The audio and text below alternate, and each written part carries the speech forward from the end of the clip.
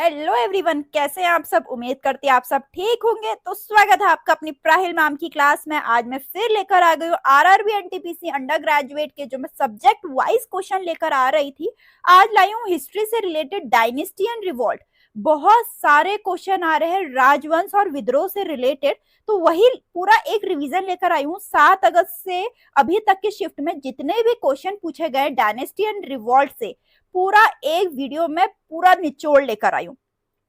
बहुत बच्चों के क्वेश्चन है कि हाँ ये रिपीट होंगे, तो जरूर रिपीट हो रहे हैं और रिपीट ही हो रहे हैं, और साथ में एक्सप्लेनेशन ला रही हूं मैं। अगर एग्जैक्ट क्वेश्चन रिपीट नहीं हुआ तो एक्सप्लेनेशन से कुछ ना कुछ जरूर रिपीट होगा, इसीलिए बोलती हूँ पूरा सुनकर जाना। हर एक क्वेश्चन डिटेल में सुनना, डिटेल में उसको एनालिसिस करना बहुत इंपॉर्टेंट है ये वाली वीडियो आप लोग के लिए। तो वीडियो अच्छी लगेगी तो लाइक करना और चैनल को सब्सक्राइब कर लो, और सबसे इंपॉर्टेंट बेल नोटिफिकेशन जरूर ऑन कर लेना, क्योंकि आप तक ऐसी अच्छी अच्छी वीडियोस पहुंचे। मैं चाहती हूँ आप लोग यहाँ से सिलेक्शन लेके ही जाएं। तो ज्यादा समय नहीं लेते, सीधे वीडियो स्टार्ट करते हैं और देखते हैं क्वेश्चन आ कैसे रहे। यहाँ पर देखिए मैंने टैग लगा रखा, 29 अगस्त को आया है ये क्वेश्चन। निम्नलिखित शासकों में से किसके दरबार में इंडो ग्रीस शासक हेलिडोरोस राजपूत के रूप में आया था? तो वो आया था भागाभद्र के रूप शासन में। ठीक है, डेलियोडोरोस एक भारतीय यूनानी राजपूत था जिसे 113 ईसा पूर्व में तक्षशिला के भारतीय यूनानी राजा एंटियालसीड्स ने राजा भागभद्र के दरबार में भेजा था। देखो क्वेश्चन ये पूछा गया था किसके दरबार में आया था, भागभद्र के दरबार में आया था। किसने भेजा था, कौन था, सब बता रही हूँ। ठीक है, हेलिडोरोस खम बाबा या हेलिडोरोस स्तंभ या गरुड़ स्तंभ नामक एक स्तंभ के निर्माण के लिए जाने जाते हैं, जो आज भी भारत के भोपाल के पास विदिशा में मौजूद है, और यह भगवान विष्णु को समर्पित है। भागभद्र संगु वंश के शासक थे। पुष्यमित्र सुंग वंश के संस्थापक थे। एक एक पॉइंट इंपॉर्टेंट है, कौन से शासक के थे, सुंग वंश के शासक थे भागभद्र, क्योंकि भागभद्र के बारे में भी पूछा जा सकता है। और पुष्यमित्र सुंग जो सुंग वंश के संस्थापक थे। ठीक है, और कहां पर है इनका ये स्तंभ, ये पूछा जा सकता है। किसने भेजा, कब भेजा, कौन सी ईसा पूर्व में भेजा, सब कुछ। फिर है पश्चिम एशिया के यूनानी शासक चंद्रगुप्त द्वारा उसके दरबार में भेजा गया राजदूत कौन था? तो वो था मेगाथनीस। ठीक, मैगथनीस एक प्राचीन यूनानी राजपूत थे जिन्हें सेल्यूकस प्रथम निकेटर ने चंद्रगुप्त मौर्य के दरबार में भेजा था। उन्होंने 4वीं शताब्दी ईसा पूर्व में चंद्रगुप्त मौर्य के शासनकाल के दौरान मौर्य राजधानी पाटलिपुत्र में एक दूत के रूप में कार्य किया। मैगस्थनीस ने इंडिका नामक पुस्तक लिखी। ये पॉइंट बहुत इंपॉर्टेंट है, बहुत बार पूछा गया है ये वाला पॉइंट। फिर है अनंत वर्मन डैश वंश का शासक था। बहुत इंपॉर्टेंट क्वेश्चन है ये भी। तो वो था गंगा वंश का। ठीक, गंगेश्वरी अनंत वर्मन चौंडगंग देव पूर्वी गंग राजवंश के एक उड़िया सम्राट थे। वे भारत में कलिंग के दक्षिणी क्षेत्र के प्रभारी थे। पूर्वी गंग राजवंश की स्थापना 11वीं शताब्दी में राजा अंतरवर्मन चौडगंगा ने की थी। उनके चाचा कुलोथुंगा चोल प्रथम थे, जो चोल वंश के प्रथम शासक थे। ठीक, फिर जो राजा के बारे में बोला गया है, राजा अनंत वर्मन चौडगंगा ने 11वीं से 12वीं शताब्दी में पुरी में जगन्नाथ मंदिर का निर्माण शुरू कराया था। अंतिम संरचना उनके वंशज अंगम भीम द्वारा 12वीं शताब्दी में पूरी की गई थी। क्योंकि उड़िया सम्राट के थे और उड़ीसा में ही जगन्नाथ मंदिर है, तो पूछा जा सकता है किसने उसका निर्माण शुरू कराया था। फिर 1857 के विद्रोह का प्रतीक क्या था? बहुत इंपॉर्टेंट, लोटस एंड ब्रेड, कमल और ब्रेड। तो ये क्वेश्चन भी पूछा गया है। फिर निम्नलिखित में से कौन 1857 के विद्रोह की असफलता के कारण थे? तो कौन से थे? भारतीयों में एकता का अभाव, ये भी था। प्रशासन और धर्म के मामले में अंग्रेजों की श्रेष्ठता, ये भी था। विद्रोह दक्षिण भारत में नहीं फैला, ये भी था। मतलब ऑल ऑफ द अबव थे। ठीक है, कॉज पूछा गया, फेलियर के कॉजेस क्या थे। फिर यहाँ पर हम देखते हैं 1857 के विद्रोह की असफलता के कारण बहुत सारे थे। जो ऑप्शन में पूछे गए मैंने वो वाले बताए आपको। ठीक है, आपसे कुछ भी ऑप्शन में पूछा जा सकता है, स्क्रीनशॉट ले लीजिए। फिर है भारत में हरित क्रांति कब शुरू हुई? तो वो हुई 1965 से 68 के बीच में। ठीक है। एम.एस. स्वामीनाथन को भारत में हरित क्रांति का जनक माना जाता था। नॉर्मन बोरलॉग का विश्व में हरित क्रांति का जनक कहा जाता है। इसे तीसरी कृषि क्रांति के नाम से भी जाना जाता है। इस क्रांति के कारण विशेष रूप से पंजाब, हरियाणा, उत्तर प्रदेश में खाद्यान्न उत्पादन विशेषकर चावल और गेहूं में वृद्धि हुई थी। ये बहुत इंपॉर्टेंट क्वेश्चन है। फिर यहाँ अगर हम देखें जैसे गोल्डन रिवॉल्यूशन, मैं सारे रिवॉल्यूशन का लाई हूँ। गोल्डन रिवॉल्यूशन उसका एम क्या था, उसके प्रोडक्ट क्या थे और उसका फादर कौन था। जैसे गोल्डन रिवॉल्यूशन किससे है, हॉर्टिकल्चर, हनी, फ्रूट प्रोडक्शन से, और निरपंख तुचेज जी इनके फादर थे। ब्लू रिवॉल्यूशन फिश प्रोडक्शन से है, ग्रे फर्टिलाइजर से है, व्हाइट डेयरी और मिल्क से है, येलो ऑयल से है, पिंक अनियन फार्मास्यूटिकल प्रॉन से है, ब्लैक पेट्रोलियम से है, और जो अपनी हरित क्रांति है ग्रीन रिवॉल्यूशन कृषि से है। और उनके फादर कौन है यहाँ पर वो भी बता रखा है, स्क्रीनशॉट ले लीजिए। फिर डैश में हुमायूं मुगल सम्राट का शासक बनाया, कब बना, ठीक है, ये पूछ रखा है, ईयर पूछ रखा है, कब बना, 1530 में। तो हुमायूं जो 1530 से 1540, फिर दोबारा बना 1555 से 1556। वर्ष 1530 में वह अपने पिता मुगल साम्राज्य के संस्थापक बाबर के बाद मुगल क्षेत्रों के दूसरे शासक के रूप में दिल्ली की गद्दी पर बैठे। हुमायूं ने मुगल क्षेत्रों को शेरशाह सूरी से खो दिया, लेकिन 15 साल बाद 1555-1556 में पुनः प्राप्त कर लिया, और 24 जनवरी 1556 को हुमायूं की मृत्यु हो गई। मुगल वंश के पहले 6 मुगल सम्राट कौन कौन थे, बाबर, हुमायूं, अकबर, जहांगीर, शाहजहां और औरंगजेब। ये क्वेश्चन भी 2 बार पूछा गया, आप खुद देख लीजिए, ठीक है, 2 बार पूछा गया है। फिर निम्नलिखित में से कौन दक्षिण भारत के पांड्य वंश का प्रसिद्ध शासक था, तो कौन था, ठीक है, बहुत इंपॉर्टेंट क्वेश्चन ये पूछ रखे हैं। तो ये थे नंदुनंद जैलियन सेकंड। पांड्य राजवंश के उल्लेख्य राजाओं में कुंडकोन लगभग 590 से 620 ईस्वी शामिल है। पुनर्जीवित पांड्य साम्राज्य के संस्थापक माने जाते हैं। उन्हें कालभ्रौ को हराया और पांड्य शासन को पुनर्स्थापित किया। अन्य महत्वपूर्ण शासक कौन कौन से थे उनकी भी लिस्ट दे रखी है, ठीक है। यहाँ आपसे सिर्फ ये पूछ रखा था कि दक्षिण भारत के पांड्य वंश का प्रसिद्ध शासक कौन था, नंदुनंद जैलियन, ठीक है। फिर है भारत का नेपोलियन किसे कहा जाता है, तो समुद्रगुप्त को कहा जाता है। उन्होंने 335 ईस्वी से 380 ईस्वी तक शासन किया। अपनी सैन्य विजयों के कारण डॉक्टर वी.ए. स्मिथ ने समुद्रगुप्त को भारत का नेपोलियन कहा है। समुद्रगुप्त के शासनकाल का सबसे विस्तृत और प्रामाणिक अभिलेख प्रयाग प्रसिद्ध इलाहाबाद स्तंभ शिलालेख में संरक्षित है, जिसे उनके दरबारी कवि हरिशेन ने रचा था। फिर भारत में गुलाब वंश की स्थापना किसने करी, स्लेव वंश का फाउंडर कौन था, कुतुबुद्दीन ऐबक, ठीक। गुलाब वंश दिल्ली सल्तनत का पहला राजवंश था। ये भी पूछ सकते हैं दिल्ली सल्तनत का पहला राजवंश कौन था, स्लेव डायनेस्टी। अपना गुलाब वंश, तो गुलाब वंश को मामलुक वंश के नाम से भी जाना जाता है। गुलाब वंश 1206 से 1290 के बीच शासन किया। कुतुबुद्दीन ऐबक ने 1206 से 1210 के बीच गुलाब वंश पर शासन किया। वह भारत में तुर्की शासन का वास्तविक संस्थापक था। इस राजवंश के बाद खिलजी राजवंश का शासन आया, जो कि दिल्ली सल्तनत का दूसरा राजवंश था। पहला हमें पता चल गया गुलाब वंश, और दूसरा राजवंश था खिलजी राजवंश। फिर मौर्य वंश का संस्थापक कौन था, मौर्य डायनेस्टी के फाउंडर कौन थे, तो बहुत इंपॉर्टेंट चंद्रगुप्त मौर्य थे, ठीक। मौर्य समाज की स्थापना 322 ईस्वी में चंद्रगुप्त मौर्य ने की थी, जिन्होंने नंद वंश को उखाड़ फेंका था। फिर बनारस विद्रोह किस वर्ष हुआ था, बहुत इंपॉर्टेंट, 1781 में हुआ था, ठीक।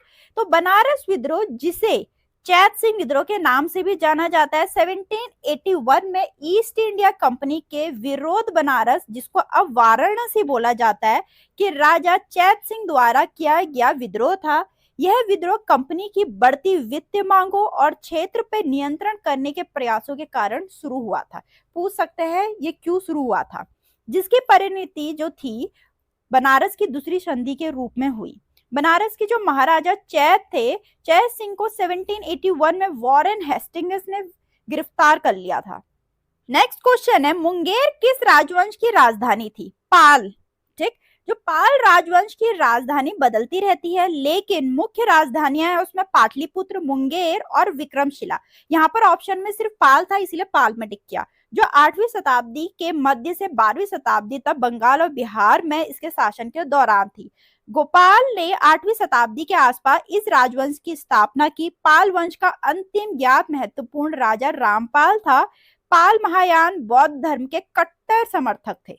ठीक, फिर दीवाने बंदगान का पद किसने शुरू किया, और ये पद भी बताऊंगी किसके लिए होता है, लेकिन फिलहाल यहाँ पर आपको बता दी किसने इंट्रोड्यूस किया है, फिरोज शाह तुगलक ने, और ये दासों का विभाग था। ठीक, उसी के साथ अड़जय बंदगान दासों की भर्ती निरीक्षण करने वाला एक अधिकारी था। पूछ सकते हैं कौन अधिकारी था करके। ठीक है, जब ये पूछ लिया कि दासों का विभाग जो दीवाने बंदगान है किसने इंट्रोड्यूस किया, तो कुछ भी पूछा जा सकता है।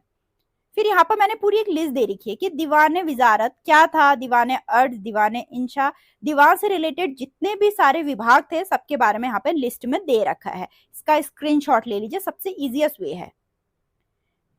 फिर चंद्रगुप्त मौर्य की मृत्यु के बाद मौर्य साम्राज्य की गद्दी पे निम्नलिखित में से कौन बैठा, तो बिंदुसार बैठा। ठीक, मौर्य समाज प्राचीन भारत के सबसे बड़े साम्राज्यों में से एक था, जिसने 322 ईसा पूर्व से 185 ईसा पूर्व तक शासन किया। चंद्रगुप्त मौर्य साम्राज्य के संस्थापक थे। ठीक, और उन्होंने 322 ईसा पूर्व से 298 ईसा पूर्व तक शासन किया। जो बिंदुसार थे वो चंद्रगुप्त मौर्य के पुत्र और मौर्य समाज के दूसरे संस्थापक थे। ठीक, बिंदुसार ने 219 ईसा पूर्व से 272 ईसा पूर्व तक मौर्य समाज पे शासन किया। अशोक मौर्य साम्राज्य का तीसरा शासक था। लगभग 232 ईसा पूर्व में सम्राट अशोक के बाद दशरथ मौर्य समाज की गद्दी पे बैठे।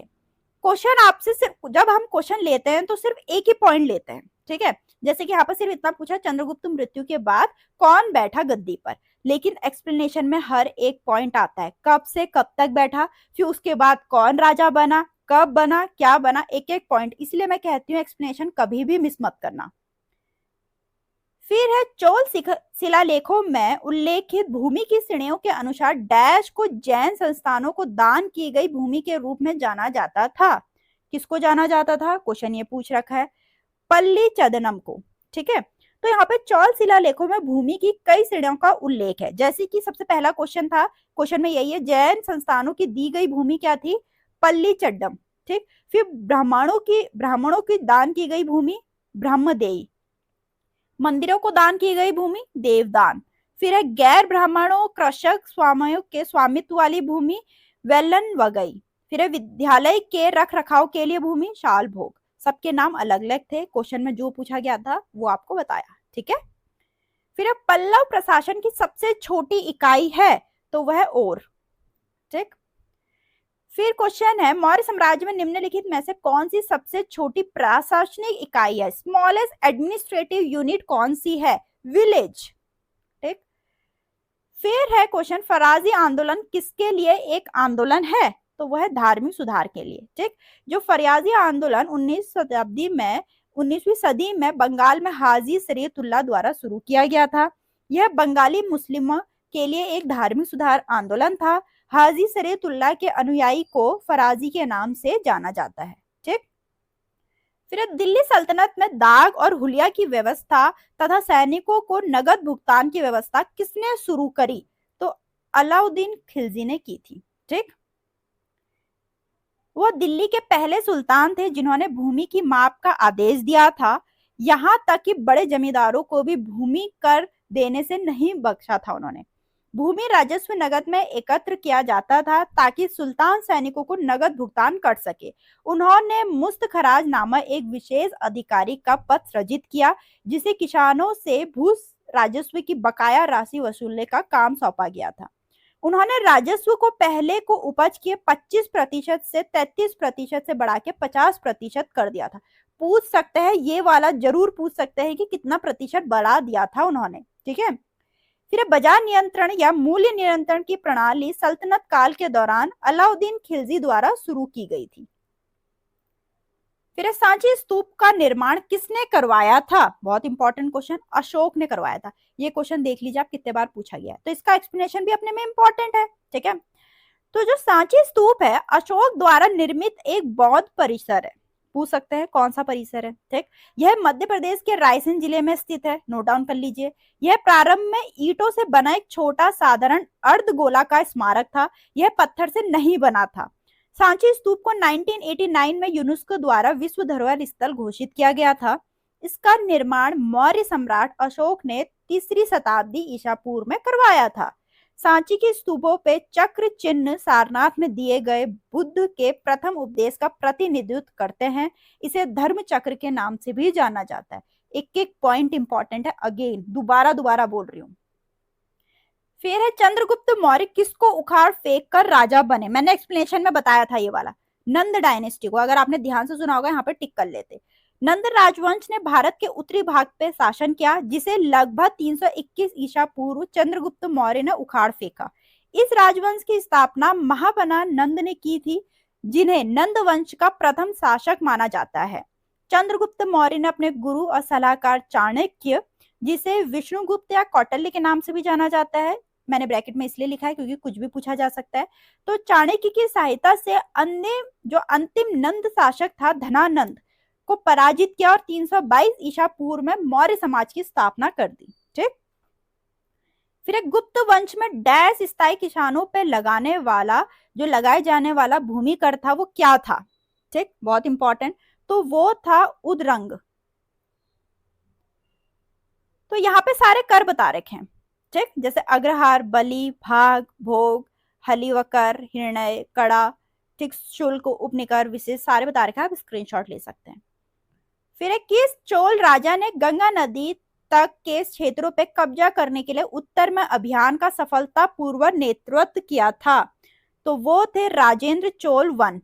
ठीक, राजेंद्र चोल प्रथम को लोकप्रिय रूप से गंगा का विजेता कहा जाता था। 1019 ईस्वी में राजेंद्र की सेनाएं कलिंग से होते हुए गंगा नदी की ओर बढ़ी। कलिंग में चोल सेना ने सोमवंशी राजवंश के शासक इंद्र रथ को पराजित किया। उन्होंने बंगाल और बिहार के पाल राजा महिपाल को हराया। फिर किस वंश के शासकों ने ब्राह्मणों और बौद्ध भिक्षुकों को कर मुक्त गांव देने की प्रथा शुरू करी। बहुत इंपॉर्टेंट क्वेश्चन, तो किसने शुरू की थी, वो सतवाहनास ने। ठीक, फिर अवध राज्य के संस्थापक डैश थे, कौन थे, सादत खान बुरहान उल मुल्क। ठीक, तो 1722 में स्वादत खान बुरहान अल मुल्क ने मुगलों पे अपनी स्वतंत्रता की घोषणा करते हुए अवध स्वतंत्र राज्य की स्थापना करी, जिसकी राजधानी फैजाबाद और लखनऊ में थी। मुगल साम्राज्य के शासक मोहम्मद शाह ने शहादत खान को अवध का गवर्नर नियुक्त किया। बुरहान उल मुल्क ने सूबेदारी, दीवानी, फौजदारी का कार्यभार संभाला, जो साम्राज्य के राजनीतिक, सैन्य और वित्तीय प्राधिकार थे। फिर निम्नलिखित में से किसने काकतीय वंश के शासन को समाप्त कर दिया, तो वो थे दिल्ली सल्तनत ने। ठीक है, दिल्ली सल्तनत ने किया। काकतीय राजवंश का शासक मोहम्मद बिन तुगलक ने 1323 ईस्वी में समाप्त कर दिया, जब उसने दिल्ली सल्तनत की सेनाओं का नेतृत्व करते हुए वारंगल पर विजय प्राप्त की और अंतिम शासक प्रतापुरत को बंदी बनाकर उसे अपने अधीन कर लिया था। फिर हरिहर और बुक्का विजयनगर साम्राज्य के संगम वंश के संस्थापक थे। वे मूल रूप से डैश के सामंत थे। किसके सामंत थे, काकतीय और वारंगल। ठीक, हरिहर और बुक्का ने 1336 ईस्वी में तुंगभद्र के दक्षिण तट पे विजयनगर शहर की स्थापना की थी। काकतीय राजवंश के पतन के बाद विजयनगर साम्राज्य की स्थापना करने से पहले कुछ समय तक मोहम्मद बिन तुगलक के अधीन कार्य किया। फिर क्वेश्चन है, एलोरा गुफाओं का निर्माण किस राजवंश द्वारा किया गया था, राष्ट्रकूट राजवंश के द्वारा किया गया था। यह क्वेश्चन भी पूछ रखा है। एलोरा गुफा का निर्माण संरक्षण मुख्यतः राष्ट्रकूट राजवंश के शासनकाल में हुआ, विशेष रूप से 8वीं से 10वीं शताब्दी के दौरान हुआ था। एलोरा में प्रसिद्ध चट्टान कट शिव मंदिर के निर्माण 9वीं शताब्दी में राष्ट्रकूट द्वारा कृष्ण प्रथम ने करवाया था। एलोरा महाराष्ट्र में स्थित एक यूनेस्को विश्व धरोहर स्थल है। ये गुफाएं हिंदू, बौद्ध, जैन धर्म से संबंधित है। प्रसिद्ध अखंड शैलकृत मंदिर कैलाश मंदिर यहीं स्थित है। फिर शेरशाह सूरी के शासनकाल के दौरान परगना के मुख्य अधिकारी कौन थे, बहुत इंपॉर्टेंट क्वेश्चन, सिकदर और मुंसीफ। ठीक, तो यहाँ तक के क्वेश्चन थे, सबसे इंपॉर्टेंट क्वेश्चन लेकर आई हूँ, पूरा डायनेस्टी पे लेकर आई हूँ, रिवॉल्ट्स पे लेकर आई हूँ। उम्मीद करती हूँ आपको वीडियो काफी पसंद आए, तो वीडियो लाइक करें, चैनल को सब्सक्राइब करना ना भूले, बेल नोटिफिकेशन जरूर ऑन कर लेना ताकि आप तक सारी नोटिफिकेशन पहुंचे। और मिलते हैं अपनी नेक्स्ट वीडियो में।